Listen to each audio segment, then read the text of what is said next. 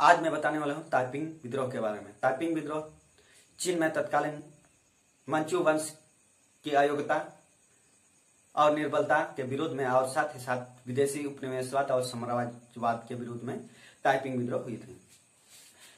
इतिहासकारों ने विभिन्न कारण बताए हैं ताइपिंग विद्रोह के।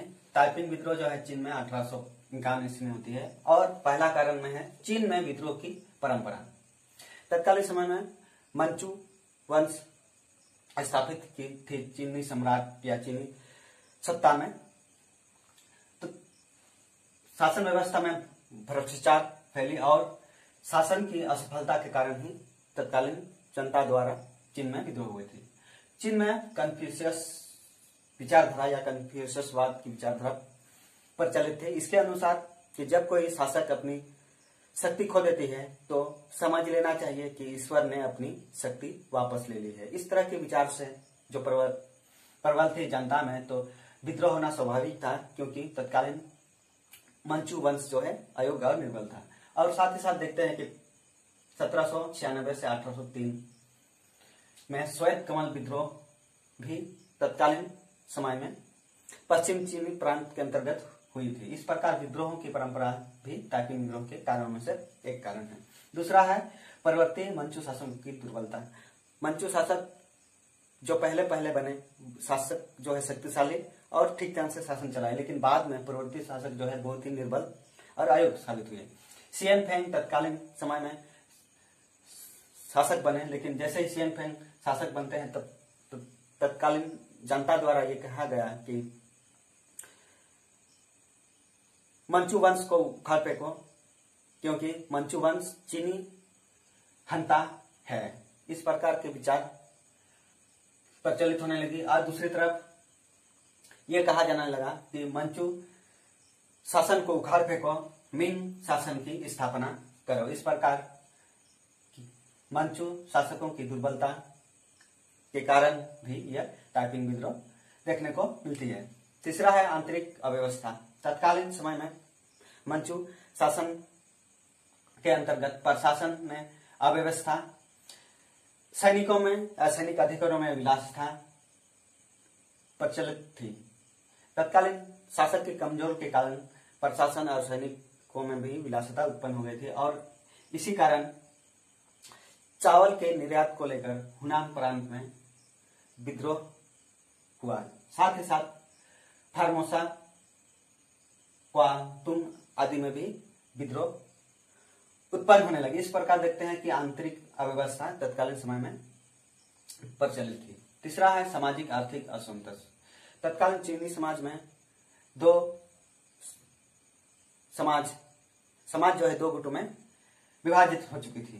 पहला जो है निर्धन गरीब कृषक मजदूर मध्यम वर्ग, यह प्रथम वर्ग में थे। दूसरे में है व्यावसायिक और प्रशासकीय अधिकारी वर्ग। द्वितीय वर्गों द्वारा प्रथम वर्गों में शासन और शोषण आदि प्रचलित थी। इस प्रकार सामाजिक भिन्नता भी तत्कालीन विद्रोह के कारण बने। और साथ ही आर्थिक असंतोष के कारण देखते हैं कि चीन में तत्कालीन समय में जनसंख्या तीव्र गति से बढ़ रही थी और कृषि में इसका दबाव पड़ने लगा था। और कृषि में दबाव के साथ साथ जो है अफीम के व्यापार खूब प्रचलित थे। अफीम के व्यापार के स्वरूप चीनी जो चांदी है वो बाहर विदेशियों को जाते थे। इससे भी आर्थिक स्थिति खराब हो चुकी थी। तो तत्कालीन सामाजिक विषमता और आर्थिक स्थिति को लेकर भी ताइपिंग विद्रोह देखने को मिलता है। दूसरा है दक्षिण चीन में दुर्भिक्ष और बाढ़ का प्रकोप। तत्कालीन समय में दक्षिण चीन के भाग में 1846 और 47 में बार और दुर्भिक्ष की प्रकोप भी देखने को मिलती है। क्वांसी, हुनान और क्वांतुम प्रांतों में बाढ़ और दुर्भिक्ष की घटना थी और तत्कालीन जो मंचू शासक था वह बाढ़ में प्रभावित लोगों को सहायता करने में असफल साबित हुई। इस प्रकार दुर्भिक्ष और बाढ़ की प्रकोप ने भी विद्रोह को प्रज्वलित किया। दूसरा है अगला पॉइंट है गुप्त समितियों की क्रियाशीलता। तत्कालीन समय में चीनी सम्राट या मंचू वंश के भ्रष्टाचार और शासन के आधिकारिक विलासिता के कारण जो है तत्कालीन समय में गुप्त समितियां प्रबल हो चुकी थी। गुप्त समितियों में पाइलियान चिकाओ, सान हो हुई, थियन दी हुई, हुंगमेन आदि प्रमुख गुप्त समितियां थी और तत्कालीन अव्यवस्था के विरोध में विद्रोह के समय इन गुप्त समितियों ने विशेष रूप से जनता का प्रतिनिधित्व किया। अगला कारण है सैनिक दुर्बलता। तत्कालीन समय में सैनिक पदाधिकारी या सैनिक अधिकारियों में विलासिता और भ्रष्टाचार देखने को मिलती है और जो सैनिकों के वेतन थे उन्होंने अपने पास रख लिए या हड़प लिए। इस प्रकार से है जो तत्कालीन समय में सैनिक दुर्बलता भी विद्रोह के कारण बने। इन सारे कारणों के फलस्वरूप तत्कालीन समय में हुंग हसियो चुआन नामक व्यक्ति ने फायदा उठाकर विद्रोह का प्रतिनिधित्व किया और इसने शांति हुई यानी कि ईश्वर पूजकों की संस्था नामक एक संस्था बनाई और इन्होंने तत्कालीन समय में विदेशी साम्राज्य को भगाने और चीनी सम्राट को उखाड़ फेंकने के लिए विद्रोह किया।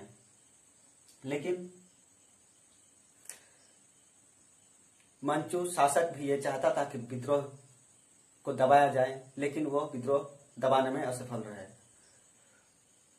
विद्रोहियों ने हुनान और भी प्रांतों को अपने अधिकार में ले लिया।